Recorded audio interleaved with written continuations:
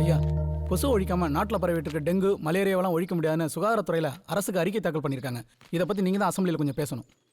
கொசு ஒழிக்கிறன்னா பேசிட்டான் ஏமணி. கொசுவை ஒழிக்கிறது அவ்வளோ நல்லதாக படலைங்கண்ணா. கொசுவை ஒழிச்சிட்டோம்னா இந்த ஆஃபீஸு 2 பேரும் க்ளோஸ் ஆகிடுவாங்க.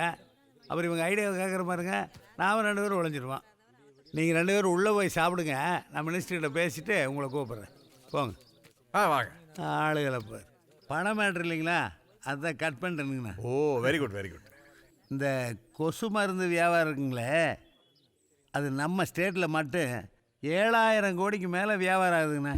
அட இவ்வளோ கொசுல இவ்வளோ பெரிய சமாச்சாரம் இருக்கா? நம்மளுக்கு வருஷம் ஒன்றுக்கு 700 கோடி கமிஷனாக வந்துட்டுருக்கு. அதை நம்மளாக்க முடியுங்களா? 700 கோடி நம்மளுக்கு கமிஷன் வந்துட்டு இருக்கா? வந்துட்டு இருக்குதுங்க. அது என் கணக்கில் ஏறவே இல்லை அண்ணா. அது இப்போ உங்கள் கணக்கில் எப்படிங்கண்ணா நம்ம பேங்கில் கட்ட முடியும்? அதனால் அதுக்கு ஒரு பினாமி ஏற்பாடு பண்ணி பினாமியாகவே அப்படியே பினாமி ஏற்பாடு பண்ணியிருக்கேன். ஆமாங்க. யார் அது? நான் தானுங்க. நமக்கு இந்த மாதிரி கேப் மாதிரி மொல்ல மாதிரி எல்லாம் தான் பினாமியாக வருவாங்க. அதோட மணியா, இந்த சட்டசபைக்கு எதிர்கட்சி தலைவர் ஒருத்தர் என்னைக்காச்சும் ஒரு நாள் தான் வர்றாரப்பா. வந்த அன்னைக்கெல்லாம் கொசு பற்றியே பேசுகிறாப்லையே. ஆனால் இந்த எதிர்கட்சிகளோட வாயை அடைக்கிறதுக்கு இப்படி பண்ண எப்படிங்க? எப்படி? எல்லா கொசுக்களையும் பிடிச்சுங்க குடும்ப கட்டுப்பாடு ஆப்ரேஷன் பண்ணிடலாங்கண்ணா.